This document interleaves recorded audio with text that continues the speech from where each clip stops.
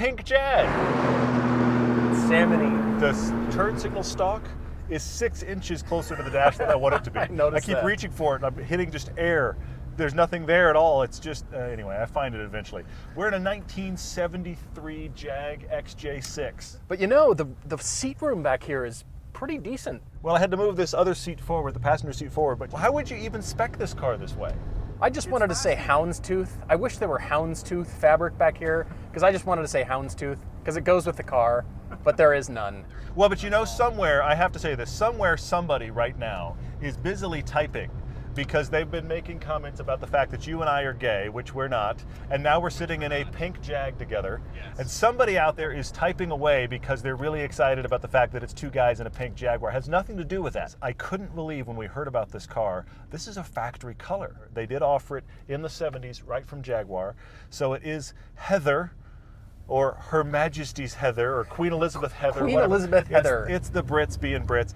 And it's luxury from the 1970s. I'm marveling at the polished aluminum and the chrome and the, yeah, especially just open screw heads that you just don't see on modern cars. It would be covered with leather or hidden somehow, but this car is very honest in its use of materials. Yeah. Have you noticed that when you close the door? Huge you're thunk. right, absolutely. This is wood with real screws, Yeah. real leather. Everything is real about this car. Yep. Back then, it was all about style. And I keep laughing. I mean, when you reach for anything, it's a reach. You realize how ergonomic everything's gotten when you get in a car like this. But this is not a hooner car. We're just cruising along. What do you do in a Jag of this era? You're not going to go hooning on a canyon. No, look at this rolling down the street. Yeah. It's so beautiful. And the owner, Sasha, thanks to him for letting us drive it, he has never seen his car rolling and driving. Never seen it in motion. And he was marveling at the fact that is a beautiful car. I mean, well, it has a sense of rolling occasion and rolling art. Yeah. And this has that feel about it. You're very absolutely much right. has that feel.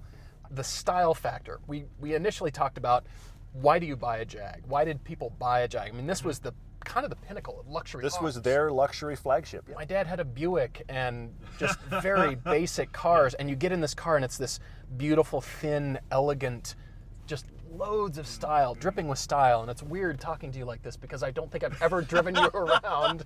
Very strange to look over your shoulder. It's weird to have a conversation. I'm used to you sitting here. It's very weird, yes. Well, and these old Jags, I mean, this XJ is kind of the style that put Jag on the map. I mean, they made this car from the 60s to the 90s, and it looked kind of exactly the same. Most people think of Jaguar, most people think of this car. I mean, it's much... Come on, baby. Oh. All right. I'm trying to be precise. No, you're not going to be precise. Give up on that. That's just not happening. We talk about it being elegant, but also everything is kind of distant and soft. I mean, the brakes, you better have braking distance available. You have to have some time. You know, and Jag pioneered disc brakes. Doesn't matter on this car. It doesn't matter. You still need distance to get this car stopped. 3,800 pounds or so, so it's not light. So it's the 4.2 liter inline six from the old Jag E-Type. But here it's only like 170 horsepower. Brake. Stop. We'll get there. Stop. I believe. Woo. I believe. There we go. All right, we're good. You just got to be gentle with this car. Everything is just a gentle input. The steering, the brakes, accelerator. You're not in a hurry. But this is not a car to drive hard. This is not a car we're driving because, oh, let me tell you how well this handles. It doesn't. It does technically turn. It turns. I have to sort of, Quasimodo my way through the turn here. Put your back into it. But if you're just out for, such a smooth ride, that's what I like about it. That's the thing. It's still a very smooth ride. Wow. It kind of makes me want to get some speed with this thing. And Sasha said that he's had it up to 120, I think, and it'll hang out. He said it's torquey. 4.2 liter straight six. Come on, that's not a small engine. That's not a small engine. That's big cylinders for sure, for sure. I imagine once you get to speed, it's actually great. It's a cruiser mobile. Yeah. I don't want to corner at speed. It's got some power. There's something here though, that's just, it makes me laugh. That's the biggest thing. It just makes me laugh. Hey, I'm glad the door's locked. You might fall out. Trying to hold me in. It's refreshing to drive a car like this, being so digital all the time. It's different, and it's also funny because we're not taking it out to a canyon and hooning it. We're driving it around downtown. We're driving it straight. This car has an interesting story. Obviously, it was bought this way from the factory. So first off, you bought a pink Jag. That in and of itself is weird.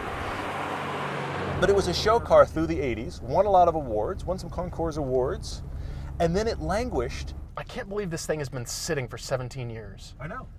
It just blows my mind. I don't think I've ever driven a car that has just sat. Mid-90s to Time machine. 2011, it just sat. Well, the owner, Sasha, told us that the lady who gave it to him didn't want it to be parted out. So therefore, instead of sell it, she gave it to him because she knew it would be loved and cared for. She gave it to his dad.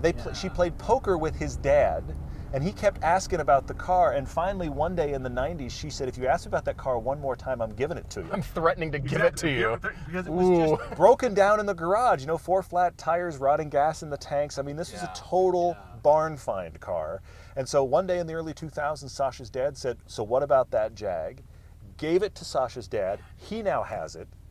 And they're slowly restoring it. But I mean, already it looks great. This is a car you'd keep. You just hang on to this. You're right. No matter what. And it's not for the value. It's not for investment purposes. It's drive it and keep it. And honestly, in the truest sense, this is a driving experience. It's just, you get in it and you walk away going, that was cool and fun to do.